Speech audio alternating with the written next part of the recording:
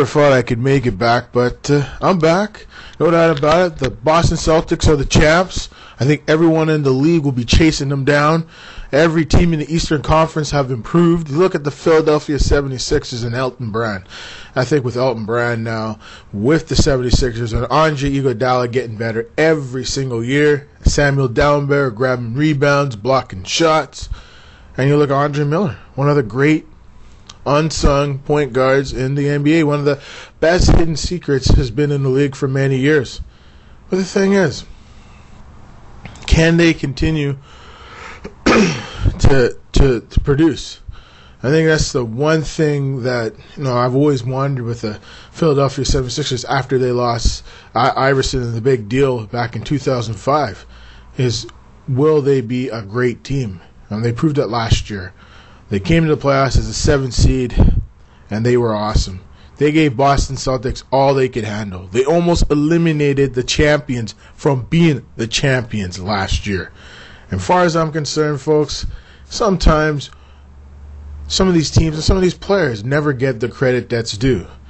And I think one thing I've learned in my 20-something years, 26 years of living, is you just don't know. I mean, any game could come down to a field goal. It could come down to a free throw, or it could come down to a slam dunk, or even a three-point shot. The game's never over. I mean, there might be 3 seconds left on the clock, and a guy hits a shot. There's always a timeout. I mean, in basketball, it's an eternity. 2.3 seconds is always an eternity in the NBA. And sometimes we see it, and sometimes we don't. But the most important thing, folks, is that we learn the game of basketball. It's a fun game. Anybody can play basketball. You can go home, buy a basketball from the store. Maybe it costs you $10, $5, whatever. Go to a basketball court at school or at the park or somewhere. You can shoot around. We all want to be like a Michael Jordan. We all want to be like a LeBron James or a Kobe Bryant or Shaquille O'Neal or whatever, Glenn Rice, or all those great players that have come from before. The thing I love about the NBA, I've been watching some of the preseason action. It's just good to see these guys back. I saw the NBA Europe. Some of the players were doing some interviews, and they were talking about playing games out in Italy. And they said how special it was, that they've never been to that part of the world before. Even Barcelona, when they were playing out in Barcelona. Some of the New Orleans Hornet players are saying in the interviews on NBA.com, whatever, their big show they have, NBA Action, right, where they go on the trips and stuff. They were talking about that and saying how they enjoyed it. Most times in North America, they don't get to do that type of stuff and appreciate, the heritage of these countries. They know they love football, soccer, whatever, but to know that they love basketball just the same as they love football, soccer, it's pretty amazing to some of these guys. And I said, wow, that's pretty amazing. I haven't been to Europe in a long time, but I hopefully someday get to go to Europe and watch some European football, some European basketball. Some of the best leagues out in the world are out in Europe. There's no doubt in my mind I would have a heck of a time. I'd love to go down to the Amsterdam, down in Netherlands, Holland, go to France, go see some wicked symphonies and operas, and go to Russia hopefully, and England, and all these places, Germany, Italy. I mean, that would be awesome. Do a whole road trip in Italy, around all of Europe would be awesome, because they have one of the biggest train systems in the world. But that's pretty amazing. As we move more to the NBA, I don't know. It's gonna be close. The way I look at this is, you look at the Western Conference, you have the Phoenix Suns, you have the Los Angeles Lakers, you have the San Antonio Spurs. These teams are all going to be amazing this year. I don't know who's going to win or who's not going to win.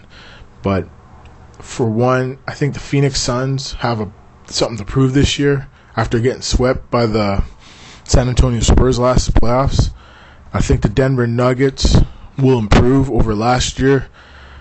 I think they'll make the playoffs this year. And the Los Angeles Clippers will not make the playoffs, even though they acquired Marcus Camby and they acquired Baron Davis in the offseason. So, I mean, that's what happens.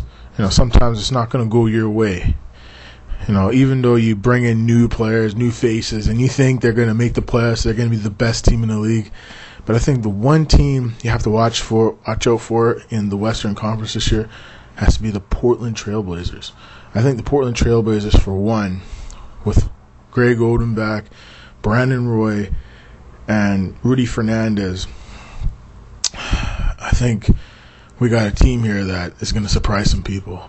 They're real fast. They're real quick. They can play different types of basketball, defense, offense, you name it. They're a really good team, and who knows?